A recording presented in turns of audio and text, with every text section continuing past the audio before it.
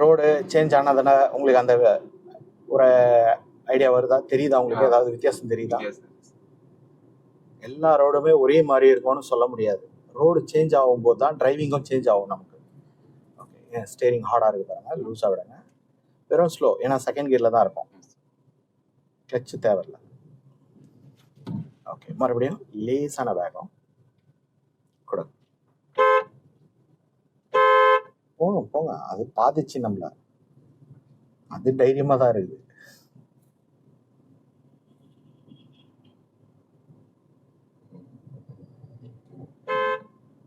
அவங்க கவனிச்சிட்டாங்கன்னா நம்ம தைரியமாக போகலாம். ஸ்பீடு இப்போ கூட்ட வேண்டாம், நிலையே விட்டு வெறும் ஸ்லோ.